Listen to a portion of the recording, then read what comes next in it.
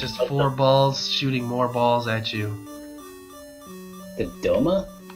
The donuts in Mega Man 6. Oh, donuts. Yeah. Man, I don't remember that at all, and I love that game. You love Mega Man X6? Oh, X6. Yeah, I'm sorry. Okay, no, that cleared. would explain why I didn't get it.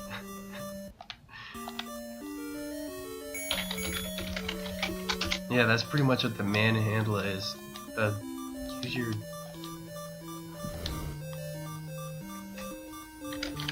Okay, yeah. See, if I didn't have a candle, that would have tricked me. But, oh my god. Yeah, good luck getting past that. Yeah, I have to reset the room because the spike tracks got all uneven. So you have to, like... Hang on. Use your... I hate it when it does that. Yeah, I guess you can't use it from inside the doorway, since that'd be like... Yeah. That's neat that they let you observe the room, and none of the enemies can get you when you're in the doorway, but also you can't do anything to them, so there's no way to cheese it out. Yeah, that's cool. I like that. It's kind of like that in Twilight Princess with the Cave of Ordeos, where they put you like really high above so you can see what you're about to fight. Oh. The only thing is that the exception is of course the archers, where you so much as walk in that area and they start shooting fire arrows at you. It's like, shit, man, I didn't even get to take a look. Oh, I made it. Wow. That wasn't that hard. These things are like thwomps from Super Mario Brothers when you really think about it. Yeah, it's the same idea.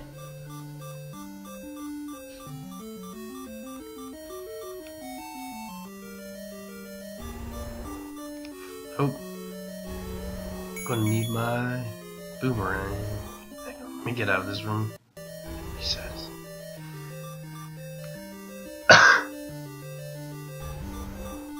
Oh, that's another touch that I really love about this game is that you can hear like the boss roaring from the door outside of the room you're in. It's a really nice touch. It's atmospheric. Yeah.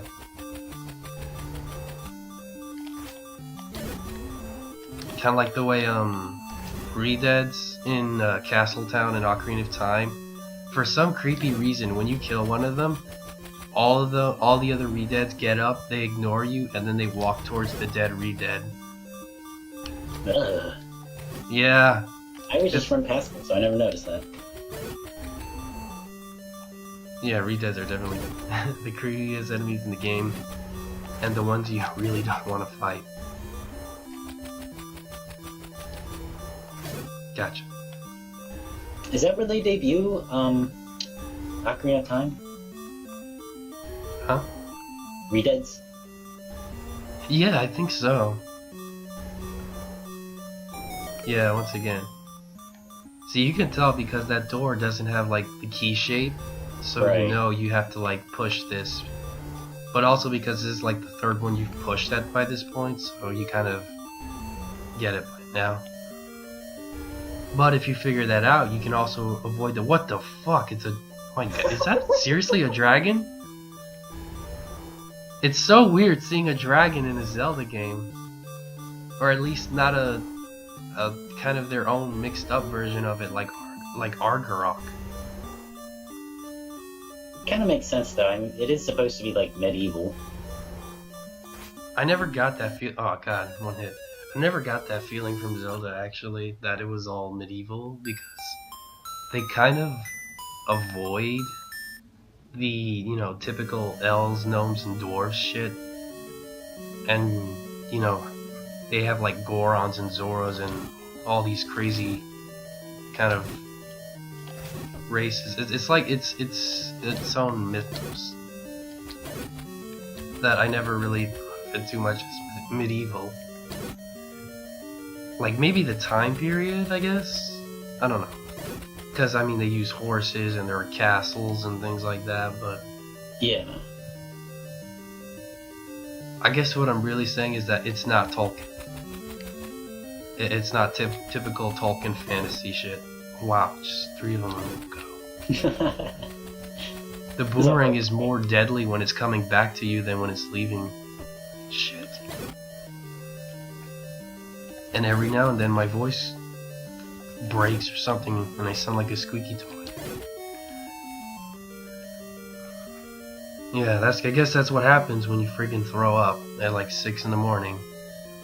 Oh, that sounds fun. Yeah. It's so painful. Why does it hurt so much? Jeez.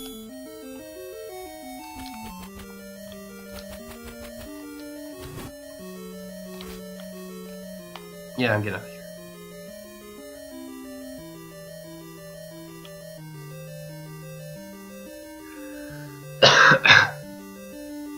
Come on. Yeah, this is another thing though, the trek back to the boss. It's like I wasn't doing it with the actual boss, I was doing it with Manhandler, but I know that I really didn't like having to, like when you fight a boss you kind of just want another go at him. Yeah. Like, you know, in Mega Man, when you have enough lives you can just fight the boss again and there's a checkpoint. But here, you kind of gotta start all the way over at the beginning. It's like, there are no continues. It's, you die, that's it, go all the way back to the start.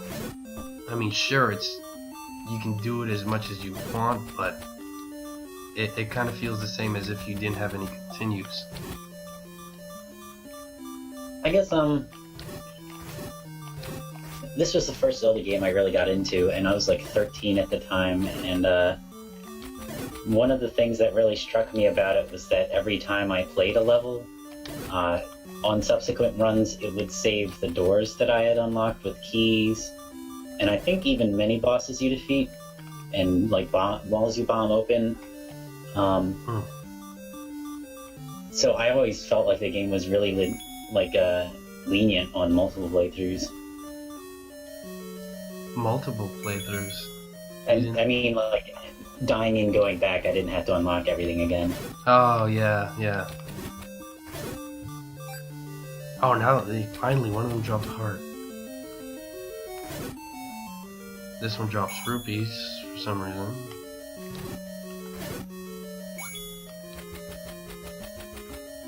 Maybe it's because of the sword I have that they're dropping stuff more frequently? I don't know. Or maybe it's because of its shoes.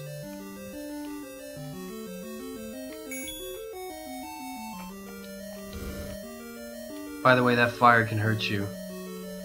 Your own? Yeah, your own fire can hurt you. Huh.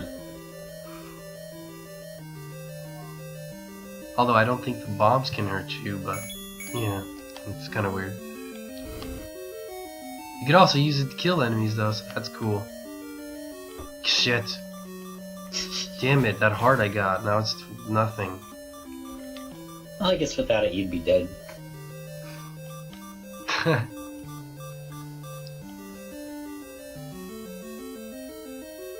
Ah, my cheater.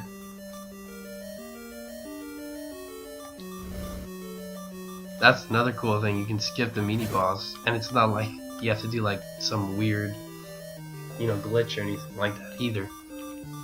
Like, I know you can skip the, hang on a minute. You can skip the Helmarok King in Wind Waker if you do like a bomb jump over the fire that's supposed to block you. Damn it, I walked out. You know what I'm talking about? Yeah, I've seen a video of it before. Yeah. I think there's like spikes around the walls, but you can get around them if you do it just right. It's kind of funny actually. And it's like the game assumes he's dead even though he's still supposed to be alive. There's something I've never quite understood why it's so compelling to have agency over a game, but it definitely is. What do you mean? So even when it requires a glitch, it's still worth it.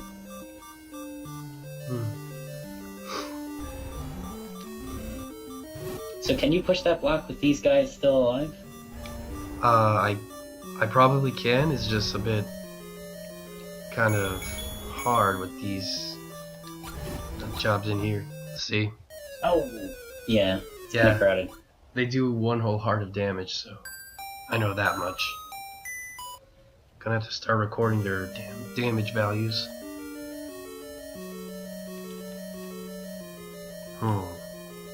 Also, can you make out what the hell the shape of this dungeon is? Like, up until this point, they all had like a certain shape, so that you could make sense of them pretty easily, but this one, it's like, I don't even know what this is supposed to look like. Does that look like anything to you? The snake level? Really? That's a snake? Yeah. Yeah, okay. Google corroborates this. It's one... I don't know. I guess the black room is its eye, but that's the most I can make of it.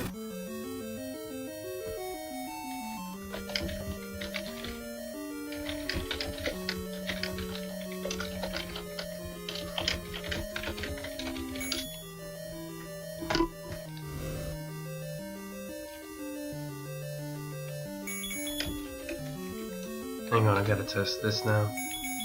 If arrows go through the walls, yes they do. But might as well use a boomerang because they don't cost money.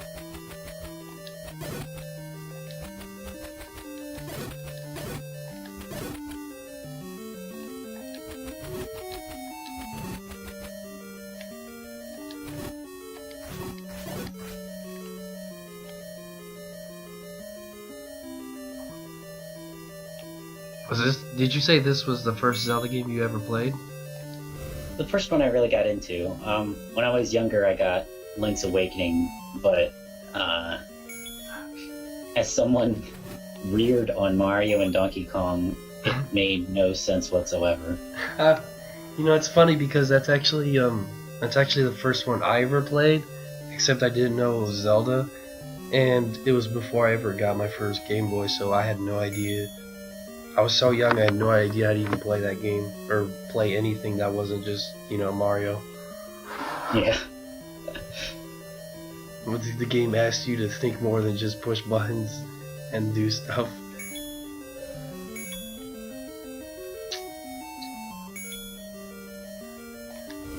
I keep clicking my tongue too much, I gotta stop that. The microphone picks it up too.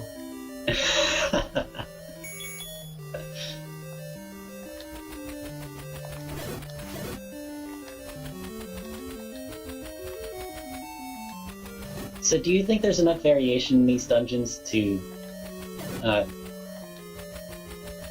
know, that stuff doesn't get old? I think so. I mean,